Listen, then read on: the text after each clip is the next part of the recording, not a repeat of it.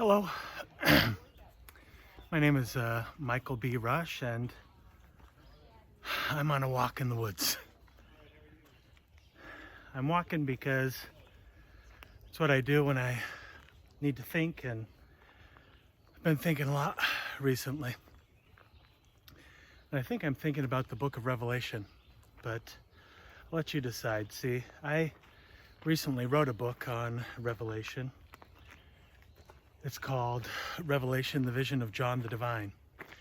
And it's a verse-by-verse commentary on the book of Revelation, and it's really awesome. Well, one of my readers wrote me a letter recently, and they told me that they're an employee of NASA, and that there's a lot of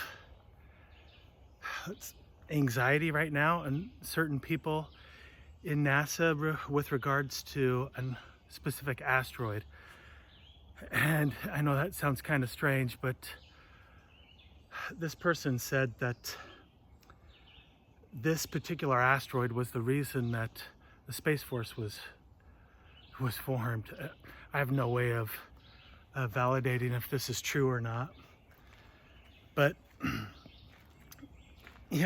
prior to this time, the closest I ever came to studying an asteroid was watching the movie Deep Impact, which isn't very close. But I've learned a lot more since then. Back in 1980, the 1980s, I should say, Congress tasked NASA with mapping out all of the near-Earth objects, at least 90% of the near-Earth objects that posed any kind of risk to the United States. And as a result, they began mapping out over 20,000 different objects. And most of these objects don't have any chance of coming into contact with the Earth. But, NASA tracks anything that it comes within a 5 million mile orbit. Of the thousands and thousands of objects that NASA is tracking, there's 21 that give them any cause of concern. These 21 objects have scenarios where they do impact the Earth. Now, in order for NASA to put these objects on what is called the Sentry website, it has to have a non-zero probability of impacting the Earth. It doesn't mean that NASA thinks it's going to impact the Earth, it's just the probability of that happening is not zero. So anyway, check out this list. I downloaded the Sentry database into Excel. You can see on this list there's 21 different asteroids. I've actually sorted it by the energy that these asteroid impacts would create if they were to impact the Earth. You can see the top one on this list is pretty dang powerful. It's 5 million times stronger than the bombs we dropped on Japan in World War II. You can see it's over 4,000 feet in diameter as well. That would impact the entire Earth if that one were to impact the Earth. But you can see on the left that if it's going to impact the Earth, it's not going to do so for another 800 years or so. So who cares about that one? By that time, Jesus is going to be around. He'll be able to take care of that one for us. So I'm not worried about that one. But the next one on the list does give me cause for concern. Asteroid 2007 FT3. You can see that this asteroid is 180,000 times more powerful than the atomic bomb that we dropped on Japan. You can also see that it's twice as powerful as either the next two asteroids on this list, Apophis and Bennu. Even though it's smaller in diameter, you can see the diameter of this one is 1,100 feet, and Apophis is over 1,200, and Bennu is over 1,600. The reason for this is this asteroid 2007 FT3. It's an irony asteroid, and the other two, Apophis and Bennu, are rocky asteroids. What does that mean? Well, when an asteroid enters the Earth's atmosphere, it does so under incredible duress. I mean, the friction heats up the surface of the asteroid to 3,000 degrees Fahrenheit. And a rocky asteroid is going to start to melt at 1,100 degrees, between 1,100 and 2,400 degrees. And so these rocky asteroids, they're going to break apart in the Earth's atmosphere. And so the impact of the large mass, when it does hit the Earth, it's going to be more like a shotgun blast. But given that 2007 FT3 is an irony asteroid, well, that means it's going to hit the Earth like a cannonball. Iron melts at around 2,800 degrees. So the surface of this asteroid, if it were to impact the Earth, would be liquid. It'd be molten. It'd be spewing molten iron all over the landscape as it came in, and most of its mass would be intact as it came in contact with the Earth.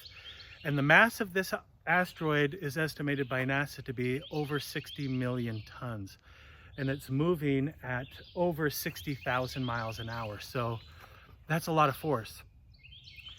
Now, I mentioned earlier that this reminded me of something that I had studied in the book of Revelation, and it's Revelation chapter 8. And in Revelation chapter 8, John is describing what happens when the seventh seal opens up.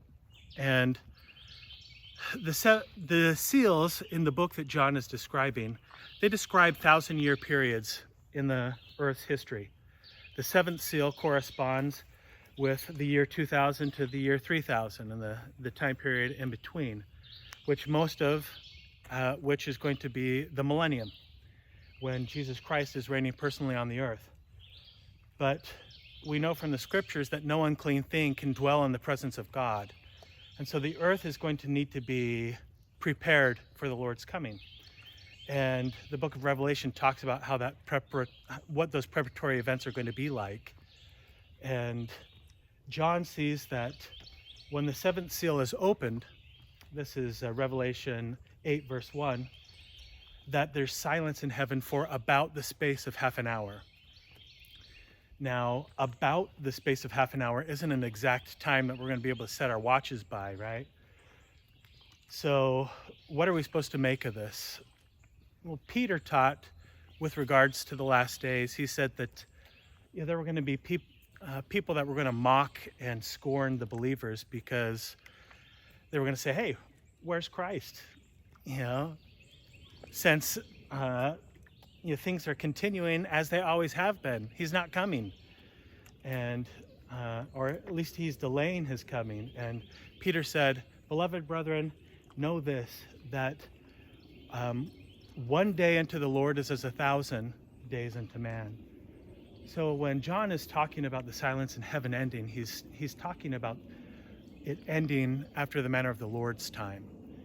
And so a 30-minute period of time is going to, in the Lord's time, is going to correspond with 20.8 years in our time. But John said about the space of half an hour. So 35 minutes, that's about the space of half an hour. 45 minutes I wouldn't say is. So if you take 35 minutes, that translates into 24 years. So John is saying that the silence in heaven is going to break or end in roughly the year 2024. So how does it break? What does it mean when the silence in heaven ends? Well, John describes that in this chapter as well. And let me read you what John says. And the first angel sounded, and there followed hail and fire mingled with blood, and they were cast upon the earth. And the third part of the trees was burned up, and all green grass was burnt up. And the second angel sounded, and as it were, a great mountain burning with fire was cast into the sea. And the third part of the sea became blood, and the third part of the creatures which were in the sea and had life died, and the third part of the ships were destroyed. So these verses are talking about when the silence in heaven ends, the first angel blows his trump. And what happens after he blows his trump? Fiery hail, bright red, hits the earth and burns 1/3 of the trees and the green grass. And then right after that, John sees this fiery burning mountain crashing into the sea. And the crash into the ocean is of such a magnitude that it destroys 1/3 of all marine life. Okay? Then it destroys 1/3 of all ships and causes 1/3 of the ocean to be turned into blood. You know, this is very interesting because not only does the description sound like an asteroid to me, but the timing is very similar. 2024. So let's just talk a little bit about what the impact of 2007 FT3 would look like if it were to actually occur.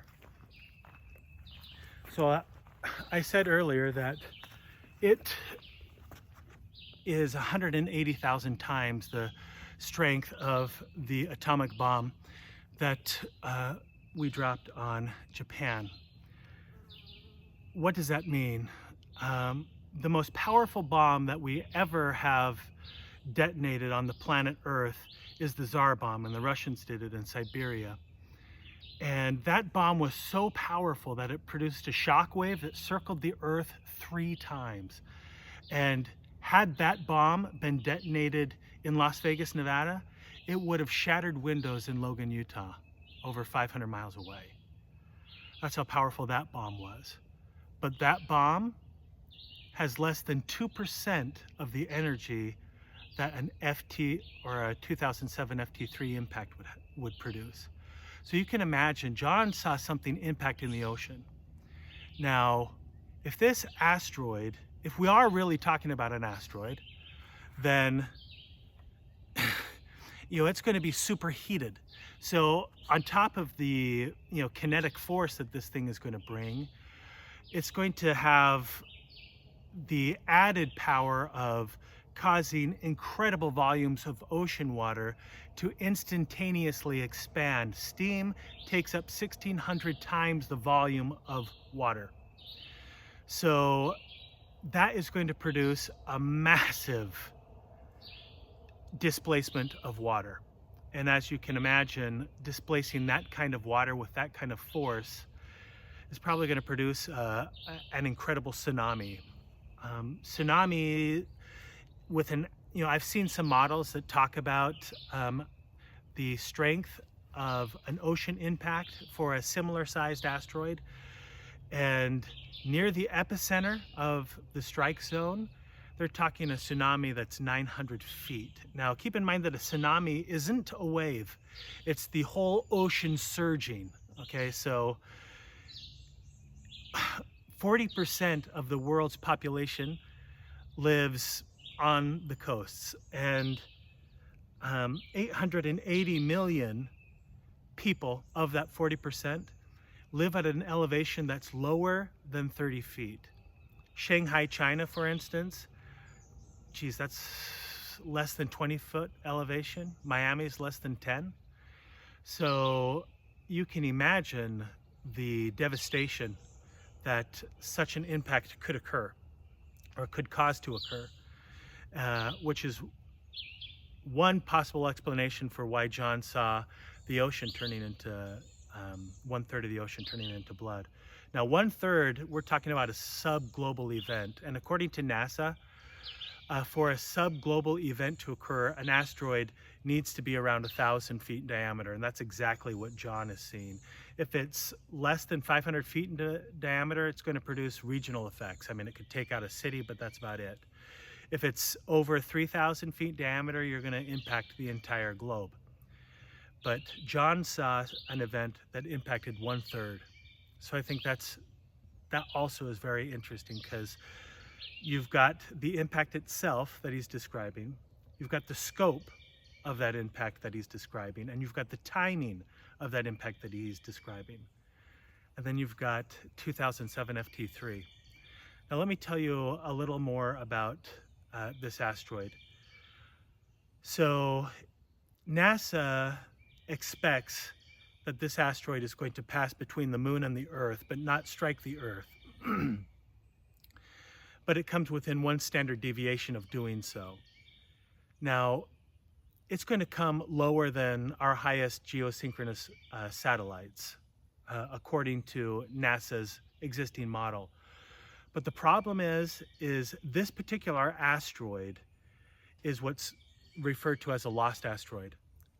They observed this asteroid over a period of 30 hours in March of 2007. And that's when they did all their modeling data on it. They could see how fast it was traveling, they could see what it was made of, and they could tell its mass. And from that, they calculated what its orbit should be. But in order to really get this down, you need to have lots of observations. Like we talked about that Apophis asteroid that's not as powerful as this one. They've observed that one over 4,000 times, and they have its orbit down. This one is more of a wild card, which means they don't know where it is. They know where it's supposed to be. And the reason they haven't been able to see it again is, an asteroid doesn't produce any light by itself. It only can reflect the sun, and it only is going to reflect the sun to Earth in a very short, what's called an orbital arc window. And for this asteroid, that's 1 day. And if it's not exactly where it's supposed to be, they can't see it.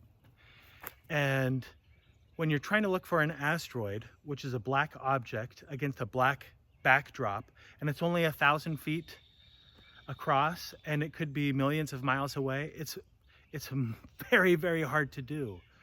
Plus, space is a very dynamic place. We're spinning on our orbit at about 1,000 miles an hour. Plus, we're orbiting around the sun at over 60,000 miles an hour. The sun is in turn orbiting around the Milky Way galaxy at over 500,000 miles an hour. And the Milky Way galaxy is moving into new territory into space at over 1.3 million miles an hour. So there's a lot going on, a lot of variables. And so unless you have a lot of observations, there's not a whole lot of confidence in where this thing is. So that's also very interesting with this asteroid.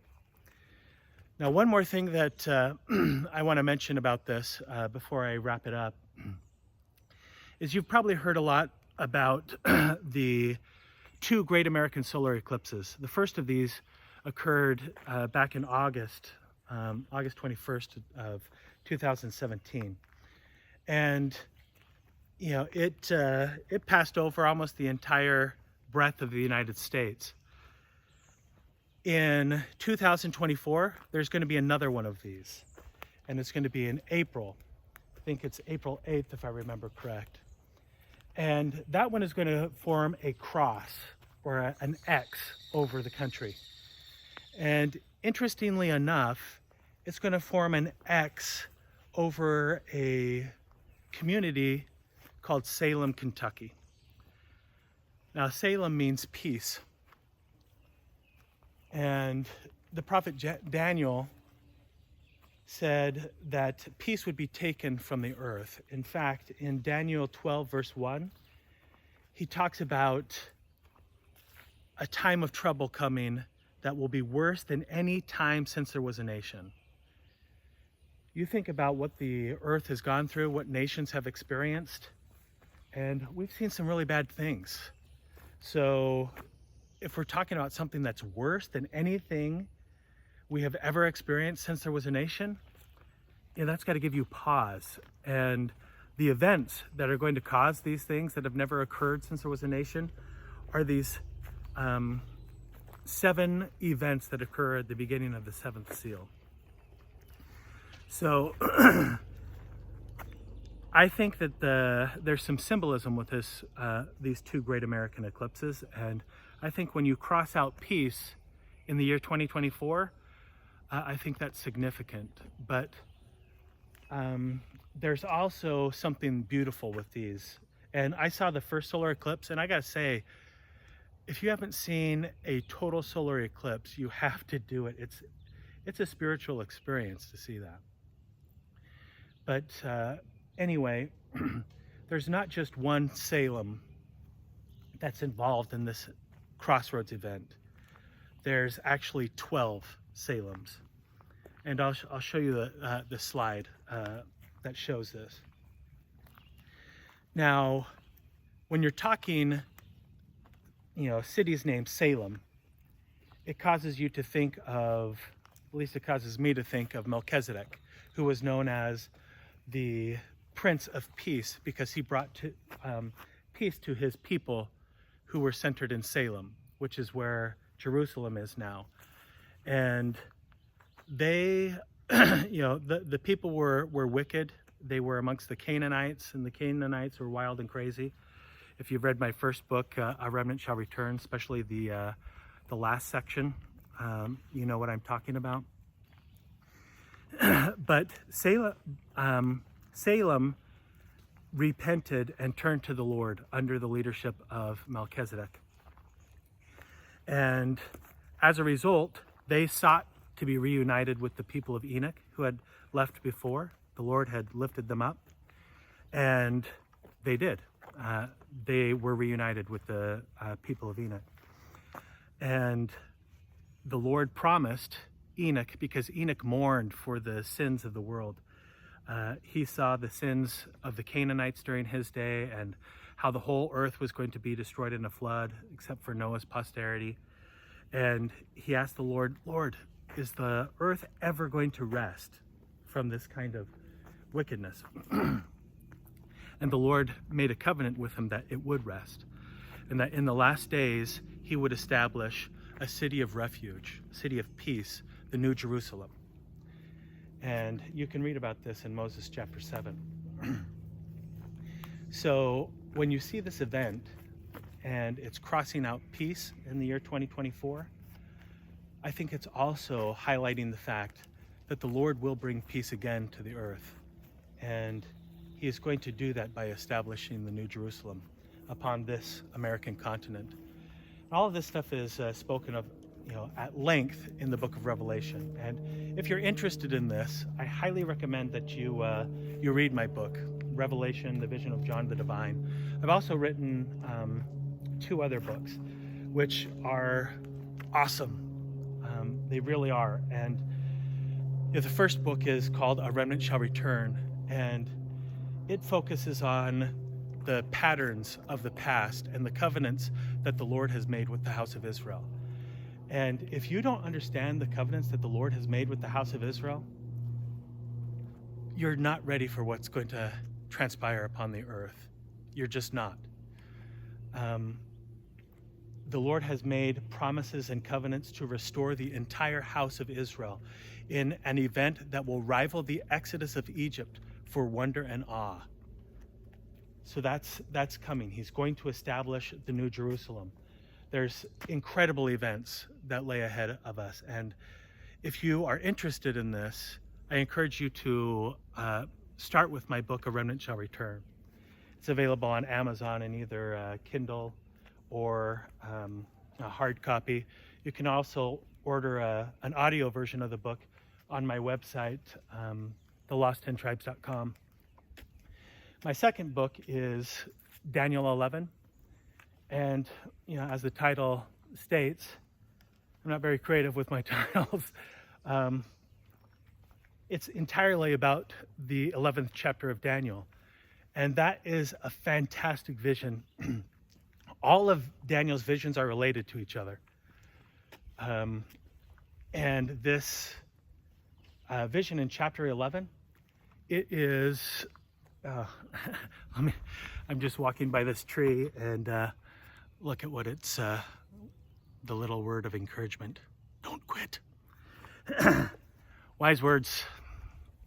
So anyways, Daniel 11,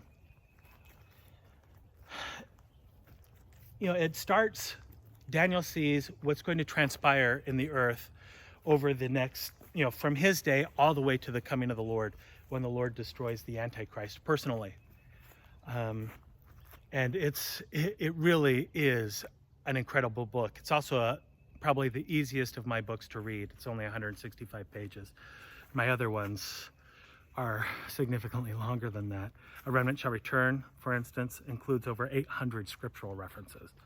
And like I said, Revelation, the Vision of John the Divine, which is my most recent book, that's a verse-by-verse commentary of the book of Revelation. They're awesome books. If you're interested in understanding more about the last days, particularly the events that are going to transpire in the last days, because a lot of people focus on the signs, and the signs are meaningful. Yes, they tell us the closeness of the hour, but it's the main events that are going to change the world. I mean, there's been wars and rumors of wars, earthquakes in diverse places, fires, ocean heaving beyond its bounds. That stuff's been happening for a long time, right? It's not new. It is a sign of the times, yes. But if you really want to understand the last days, you need to understand what the events of the last days are. And that's what all three of my books are. Well, thank you for taking this walk with me. I hope that I've given you something to think about. I hope that there's no correlation with 2007 FT3 and the book of Revelation. I really do. But I got to say, it is, if there isn't, it's a pretty interesting correlation or coincidence. All right, signing off.